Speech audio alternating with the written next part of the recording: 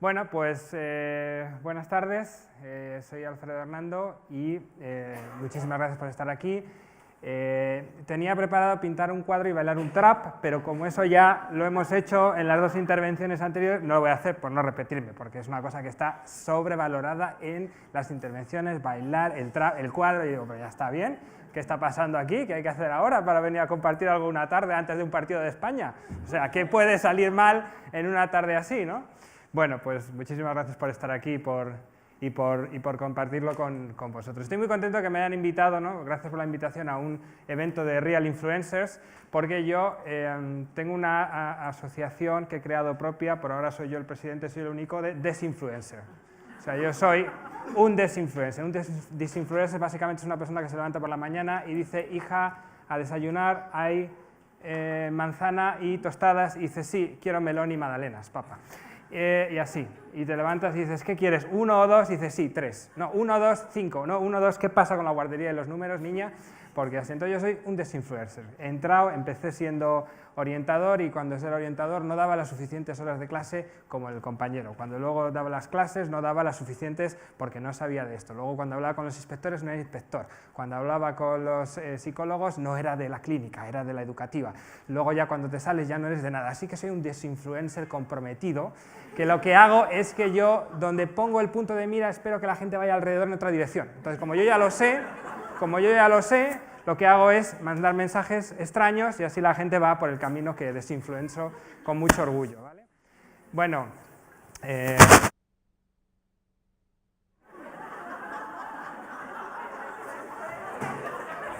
estoy desinfluenciando ya. Entonces, bueno, yo tengo también mis Real Influencers, ¿vale? Mis Real Influencers, docentes, ha salido ahí Rosa, que la tenía, ¿no? Está pasando algo muy bonito ahora mismo en España con la innovación. Creo que es un sentimiento que estemos aquí ahora mismo 250 personas. Creo que sí, esto es un evento para docentes a los que les llamamos Real Influencers o llamémosle como que queramos, ¿no? Yo creo que está ahí Rosa, está ahí los Pollatos, la Monsi y el César, está ahí Ciro, que está aquí en la foto, están ahí Irene y Kaku, que son mis Real Influencers también, hay muchísima gente, y luego están ahí pues mis hijos, que son los desinfluencers totales, porque si hay una cuestión de donde nace todo esto, en el proceso que estamos viviendo, yo creo que es más con el verbo de aprender que con el verbo de enseñar, ¿no? Creo que ha salido una de las primeras cuestiones aquí, y hay una palabra muy bonita en todo esto que tiene que ver con simplemente educadoras, ¿no? Porque, que levante la mano los chicos que están aquí hoy. Levantemos la mano los chicos que estamos aquí, ¿no? Si nos salimos no se nota, que lo sepáis. O sea, esto es una cosa que está pasando de educadoras. Aquí ahora mismo estamos aquí 4, los demás son las educadoras que están pasando. Y esto además es una palabra muy bonita, porque es un adjetivo, es una profesión y es un nombre. Pero al mismo tiempo hay educadoras, hay ciudades educadoras, hay medios educadores, y yo creo que esto es lo que estamos jugando todos, ¿no? Estamos jugando en este proceso de educar. Y las 3 cosas que quería trabajar y compartir con vosotros esta tarde es qué significa para mí, qué he aprendido hasta ahora de contar una buena historia en educación y qué está pasando para contar una buena historia con la tecnología, qué es lo que sabemos sobre los grandes ejemplos, las grandes experiencias en todo el mundo que están funcionando para educar bien con tecnología, porque eso es una de las cosas que más nos está interrogando, ¿no?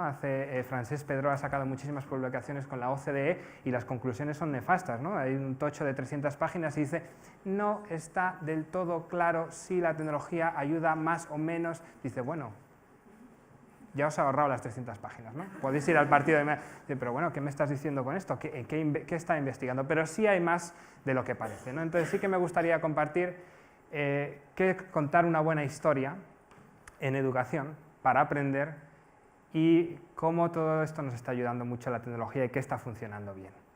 Yo creo que estamos contando historias desde hace miles de años, desde hace 2018 años. Creo que, y mucho antes, ¿no? Creo que hay una corriente de la antropología cognitiva que nos dice que lo único que nos separa de los monos es que en un momento determinado decidimos comunicarnos. Y esto me parece precioso. En el año 1965, cuando la hija de Marcelino Sanz entró a esta cueva de Altamira, le dijo a su padre, mira papá, hay bueyes. Y le dijo, no hija, no, son bisontes, ¿no? Y se descubrieron las cuevas de Altamira, quizás una de las primeras evidencias que hemos intentado reconstruir y pensar qué significa y qué historia se está contando detrás, ¿no? Y a partir de ahí no hemos parado, o sea, no hemos parado, tenemos hilos educativos en Twitter, la gente escribe novelones en Twitter uniendo un tuit detrás de otro, los demás lo comentan, Velázquez, todo, o sea, entra ahí todo en ese recorrido, ¿no? Y además lo bonito es que además están contando muchísimas historias de educación ahora mismo, ¿no? No hay un día en la semana que no haya un docente, que no haya un director que esté contando historias muy bonitas de educación y creando hilos sobre todo lo que está pasando, ¿no? Y creo que además contar historias es algo que no solo tiene que ver con nuestro pasado, sino que tiene que ver con nuestro futuro, ¿no?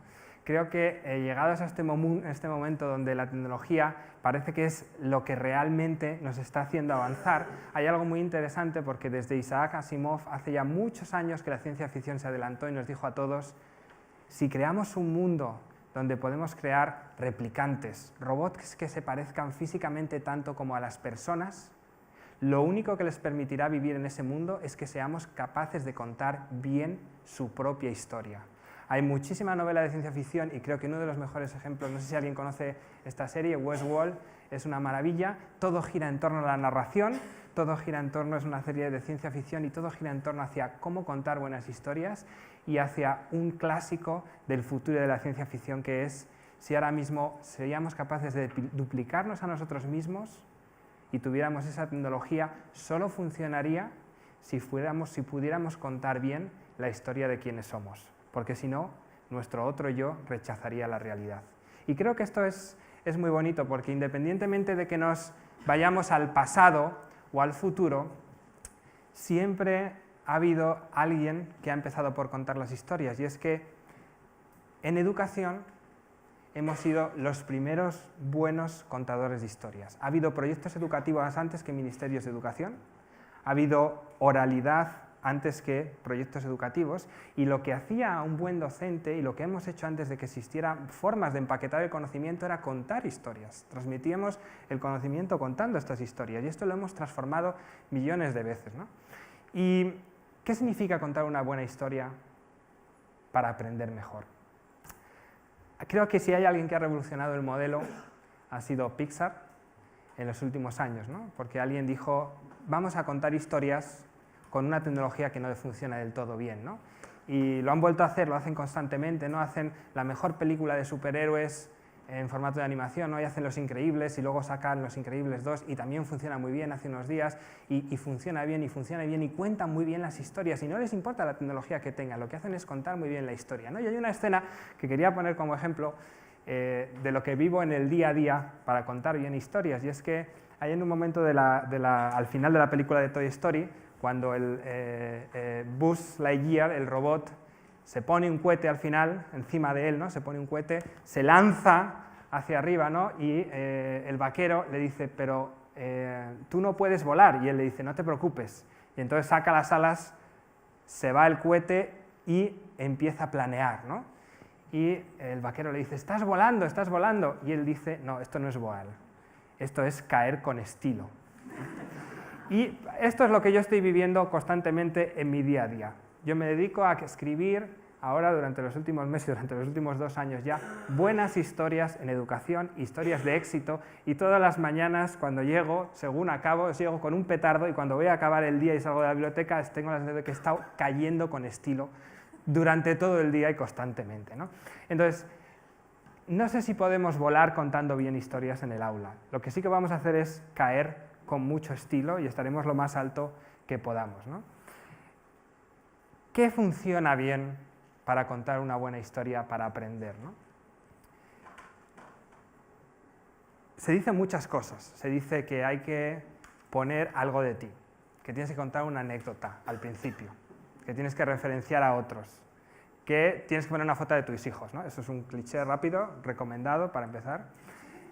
Que tienes que cambiar de géneros. Sí, todo eso está bien, pero el éxito al narrar una buena historia, para mí es que seas capaz de hacer todo lo posible, poner todos esos recursos que son secundarios para lo principal, que es que la otra persona construya la historia en su propio mundo, en su propia cabeza. No es lo importante lo que yo estoy contando. Lo importante es qué hago, cómo lo cuento y qué digo para que vosotros construyáis vuestra propia historia y seáis capaces de implantar esa historia, que la historia nazca en tu oyente y en tu alumno, no que la historia se la tengas que contar tú. Y esto creo que tiene unas similitudes enormes con el aprendizaje y la enseñanza, porque muchas veces lo que estamos tratando de hacer con la enseñanza es de enseñar tan bien, que secuestramos el aprendizaje y nos lo quedamos nosotros. ¿Por qué? Porque lo que queremos hacer es enseñar tan bien, que lo tenemos que contar todo nosotros. Tiene que pasar todo por nosotros, ¿no? Y entonces decimos que damos clase, si yo no lo he dicho no lo habéis visto, como no lo he contado no entra, ¿no? Y está ahí todo eso, ¿no? Y nos hemos olvidado que el gran éxito de esto va en cómo las otras personas construyen esa historia y cómo yo pongo una serie de elementos que no tienen que ser que pasen por mí, sino que se vayan construyendo de muchas maneras distintas, ¿no? Luego, a partir de ahí, es importante, evidentemente, poner algo de ti, no dar el resultado. Es muy importante utilizar muchos géneros distintos, hay muchísimos géneros, ¿no? Creo que hay géneros de suspense, hay géneros de misterio, y sería interesante pensar de cuántas formas se puede contar y se puede trabajar con la cadena del ADN, ¿no? Con el descubrimiento del ADN. Se puede contar los puntos básicos, ¿no? Pero también se puede contar la historia de los equipos de investigación que vieron y fotografiaron la cadena del ADN, la doble hélice, la triple hélice, y no fueron capaces de descubrirlo. La cantidad de fotografías que tomaron y no lo vieron, y luego llegó el equipo de investigación que sí. O podemos hablar de las fotos que escondieron algunos de esos investigadores, todo basado en hechos reales, mientras publicaban el estudio. O podemos hablar de cómo 4 grandes componentes de la ADN, la cetosina, atomina, ACTCSS, son 4 aventureros que viajan en un mundo mágico y van descubriendo su propia cadena de ADN. Hay muchas formas de utilizar el género y muchas formas de hacer que el aprendizaje crezca y se cree una historia en la mente de nuestros alumnos. ¿Y cómo podemos mejorar esto con la tecnología? ¿Cómo podemos poner todos estos recursos al lado de la tecnología? Lo que tenéis aquí es la patente de la primera máquina de aprendizaje que se conoce. Está patentada en febrero de 1866, lo hizo Hallicon Skinner en una oficina de Nueva York, y es muy interesante porque, como podéis ver, es una... Bueno, está claro, ¿no? Es un iPad físico, ¿no lo veis? Es una pantalla donde hay una imagen, la imagen se puede quitar y poner, y se pueden mover estas letritas de aquí para poner la palabra que corresponde, ¿no? Deletrear la palabra. Todo lo que hay detrás es lo de dentro, un engranaje enorme de manivela, ¿no?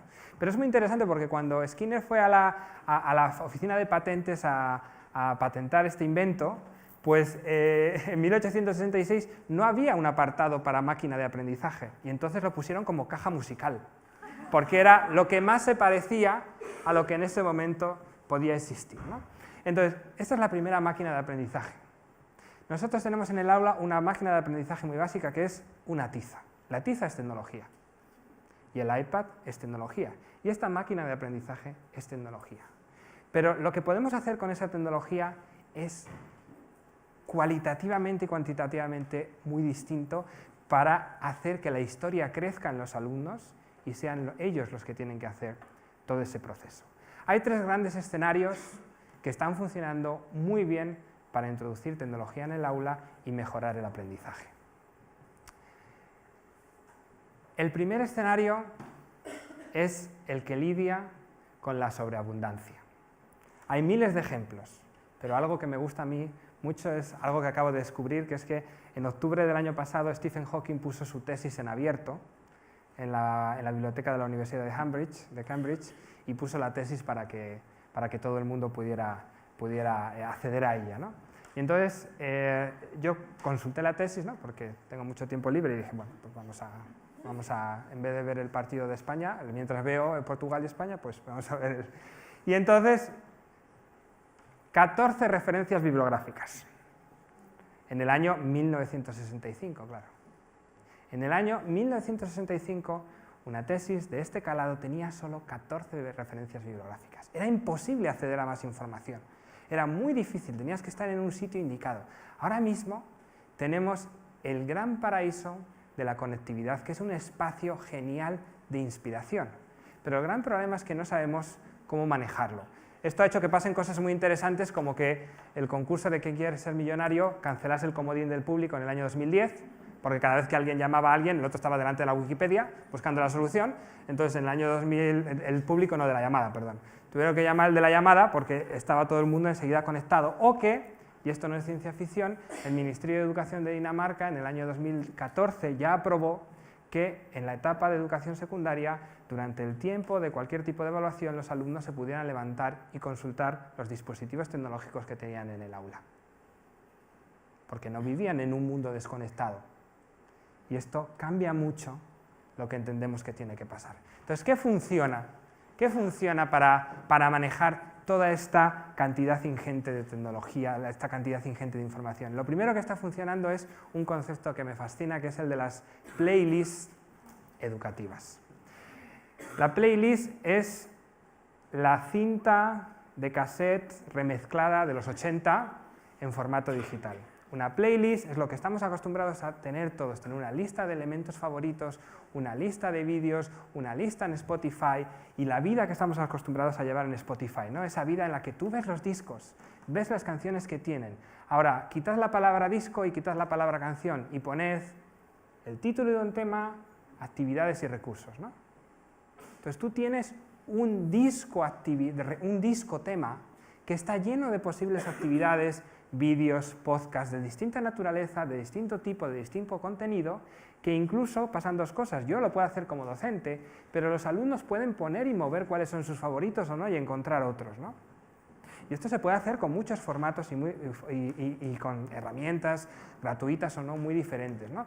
Pero la clave es que generamos una playlist educativa que lo que hace es, de alguna manera, permitirnos organizar y curar contenido educativo que incluso puede ser destinado para cada uno de los alumnos, que nos permite que ellos participen diciendo qué es lo que me gusta o qué es lo que no, y que puede llevar una secuencia de aprendizaje determinada. Yo puedo organizar algo que me permita ir aprendiendo a aprender con esa playlist de contenidos. Este es uno de los escenarios que mejor está funcionando porque tiene sentido para curar todo lo que está pasando en educación. El segundo gran escenario, lo genial que nos permite hacer la tecnología, es que realmente la tecnología nos da poderes. La tecnología da poderes al profesorado. Si yo quiero que mis alumnos se autoevalúen y tengo que pasar 30 cuestionarios en papel y pasarlos y luego recogerlos y luego hacer en mi casa yo la plantilla y sumarlo, ¿qué pasa? Que yo quiero que se autoevalúen, pero me cuesta mucho, es muy trabajoso. En cambio, ¿qué pasa si ellos lo hacen a través de una cuadrícula que hemos compartido y ponen y de repente llega y en la tablita de este lo calcula y se devuelve a esta? Me da superpoderes, la tecnología da habilidades a los profesores que hasta ahora no teníamos, pero no solo para la coevaluación, para la autoevaluación, para la coevaluación, para compartir una actividad y que vuelve y que llega inmediatamente, ¿no? Para ver cuáles son esos materiales, esos recursos favoritos que están haciendo los alumnos, ¿no? Para crear una lista con toda la historia de España que la estamos contando continuamente, ¿no? Entonces, lo que funciona muy bien con las playlists, funciona muy bien en contenido matemático, en contenido de ciencias, y lo que funciona muy bien con los superpoderes del profesorado, funciona muy bien en ciencias sociales y en ciencias naturales y en ciencias de la comunicación, porque nos da a los profesores unas habilidades que la tecnología no pone. Y hace algo muy interesante, que es que nos quita de la posibilidad de estar transmitiendo todo el rato para hacer algo que es acercarnos y hacer otras cosas con los alumnos que hacemos muy bien y que la tecnología hasta ahora no puede hacer, que es el entendimiento semántico. Hasta ahora, nadie mejor que los docentes puede entender a los alumnos. Solo los compañeros de los alumnos entienden mejor a los otros compañeros, pero compañeros y profesores tenemos que dedicar nuestro esfuerzo y nuestros poderes a comprender y a dedicarnos a lo que realmente somos buenos, que no es tanto a contarlo como a hacer todo lo posible para acompañar el proceso y hacer que no sea algo de transmitir, sino algo de humanizar el aprendizaje. La buena tecnología, si nos sirve una buena lista curada de contenidos, si nos da poderes, lo que hace no es tanto contar, sino quitarnos esa idea de transmitir y permitirnos humanizar mucho más lo que hacemos en el aula. Y creo que hay algo muy interesante, y este es el último escenario, que se junta con una buena playlist y que se junta con un buen superpoder del profesorado. Son los paisajes de aprendizaje. Los paisajes de aprendizaje es una metodología que ahora mismo es, por su versatilidad y su potencial y su flexibilidad, tiene una de las características de ser una de las nuevas y primeras pedagogías emergentes del siglo que estamos viviendo, que va a permitir acercarse a las necesidades de aprendizaje de cada uno de los alumnos. Un paisaje de aprendizaje es un escenario donde nos movemos, por ejemplo, por los distintos aparatos del cuerpo humano. Los alumnos tienen un mapa con todos esos aparatos y cada vez que pasan por uno de los aparatos hay una serie de actividades distintas, de distinta naturaleza, quizás además organizadas para distintos alumnos, por los que van siguiendo un itinerario. Y entonces ya no se trata de tema 1, aparato respiratorio, tema 2, aparato circulatorio, sino se trata de, nos vamos a mover por el interior del cuerpo humano con una nave espacial, podéis llevar el recorrido que queráis, tenéis que traer evidencias de cada uno de los órganos. En cada uno de estos órganos habrá un vídeo, habrá un cuadro, habrá algo que hacer en el pasillo, habrá algo que hacer aquí fuera, y vamos recogiendo cómo va pasando ese proceso.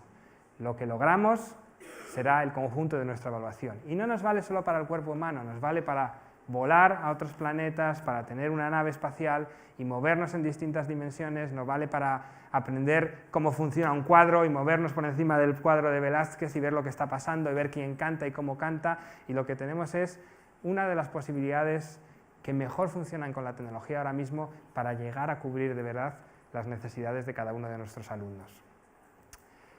Creo que tenemos muchísimo potencial con la tecnología y con la capacidad de contar buenas historias, y creo que lo más importante no es lo que nosotros contamos, sino todo lo que hacemos para diseñar un acompañamiento que nos permita que la historia nazca en quienes verdaderamente tienen que aprender.